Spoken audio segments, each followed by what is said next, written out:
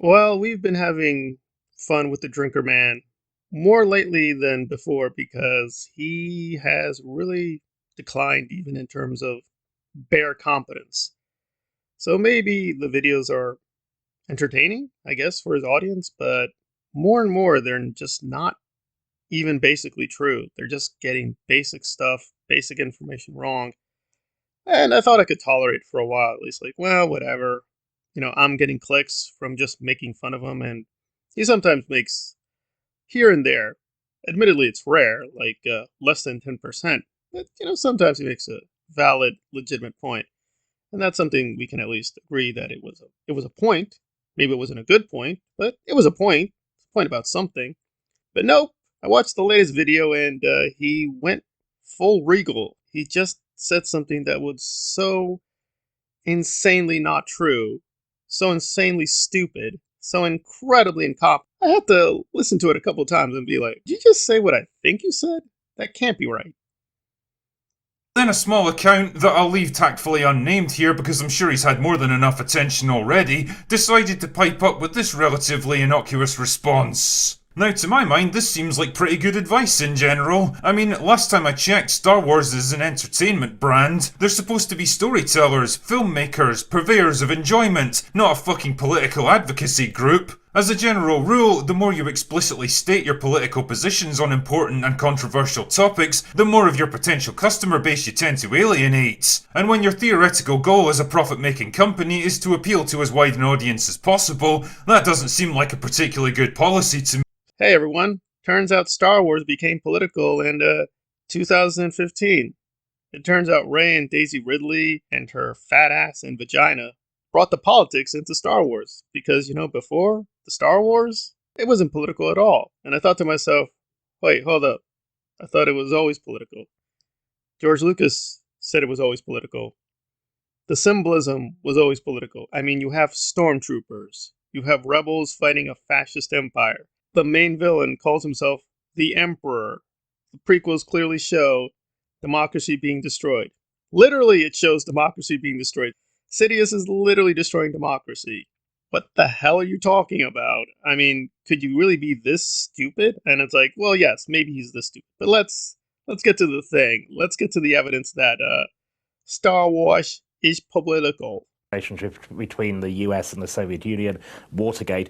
Now, in this episode, without quite being Michael Moore, it is very political. There are references to have we become what we feared. There are references to the State of the Republic. How intentional was that for you? Well, the political backstory was written 30 years ago. It was written during the Vietnam War and in the Richard Nixon era. I didn't want to do a movie about how people take over democracies. I wanted to figure out how democracies give themselves over to tyrants. And, like after the Roman Senate killed Caesar, why did they turn the whole thing over to his nephew? Here's an interesting thing about democracy is if you don't treat it well, if you don't do your job, especially if you're a representative in the Senate or the Parliament or whatever, the whole thing can go awry because if you're always bickering and not agreeing on things and doing the people's work who elected you, a tyrant will come in and take over and do it for you because the people want to get the job done. Seven Samurai or Jimbo or Ikuro or any of the movies, it was like I had no idea what was going on. I mean, I could follow the human story, but the culture was completely complex and oblique. And I liked that. I liked that feeling of being thrown into an environment, trying to get my bearings and still be able to tell a story in that environment that made sense, that you weren't so confused that you just couldn't follow it. The script took many forms, and originally we were looking for a straightforward kind of adventure scenario, loosely based on some of Kurosawa's approach, like The Hidden Fortress, which we actually tried to buy the rights to at one time. We also tried to buy the rights to Flash Gordon as a comic strip. The script shifted and up and back with children. I offer now is the time for you to bring that up. Lucas goes full-on adult audience here. Star Wars, the original Star Wars, is a pretty gritty film. And, Star Wars Underoos are here, yeah! Just all the death and violence and murder and betrayal, and they blow up a whole planet of people. They do. And then everything else is sort of cartoony crap. They make fun of Lucas for saying that the movies are for kids, but also including discussions of politics. Like this is some kind of contradiction. The thing is that all these complaints come from adults trying to extrapolate kid opinions that validate their own problems with the movies. People sitting around going, yes, that's a good idea. Oh, I move for a vote of no confidence in Chancellor Valorum. Who gives a shit? Seriously, who cares? This movie was made for kids. You really think they're gonna sit down and watch that? A Senate meeting? Well, there we are. Independent of what Lucas said, you could just analyze the fiction and be like, yeah, it's fairly political. You may not like the politics. You may think the politics did interfere or ruin the storytelling, or didn't work with what he was trying to say, or that the commercialization and the humor undercut the political message. You can say all those things, but what you don't ever want to say is, oh, I don't see the politics here. I don't see the politics at all. It was never political until KK and the fourth is female. They brought the politics. They brought the politics to Star Wars. They brought the Last Jedi. The Last Jedi. The Last Jedi. The Last Jedi. Not even the red letter media people were like, oh, Star Wars political now. They didn't care about the politics. They were like, oh yeah, it's definitely political. Their criticism was, yeah, but it's just not being done very well. They're not saying, and the wars, wars, they're not political. Why? Yeah, I don't get that. Even they are not like, oh yeah, this thing, there's no politics. No, they were mocking that there is politics, but they acknowledge, oh yeah, there's definitely politics. Yeah, there's definitely there. Yeah, definitely there. So even red letter media that hated the prequels never ever said something as stupid as, well, what's your politics? And then on top of that, he's claiming, well, storytelling isn't political, period. I don't know about you, laddie. There's the entertainment and the storytelling, and then there's the politics. That can't be factually correct. That's not an issue between me and you. That's an issue between you and the facts. Ayn Rand, she's an activist. She was an extreme right-wing nutcase. She wrote fictions. Maybe not good books, maybe not good novels, but they were fictional novels. They were political. George Orwell, he's on the left, he's a socialist. He even fought in wars. He produced these books, 1984. It's a piece of fiction, but is it political? Yeah, it's political. So even your basic premise can't be correct. It's like, no, factually, that's not true. People make fictions. These fictions can have politics, and the politics does not always negate the storytelling. So we'll put aside that, to me, all storytelling is political. But even if you go with, well, some storytelling, some entertainment is not political, okay, that's possible. Not to me, but that's at least a possible point. That's not what you said. You literally defined the two as logically contrary.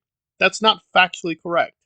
That's not an issue where maybe I could agree, maybe. No, that's impossible to agree with. So one, yeah, Star Wars always political. So you're just wrong empirically. Two, storytelling. Oh, it can't ever be political. No, also factually incorrect.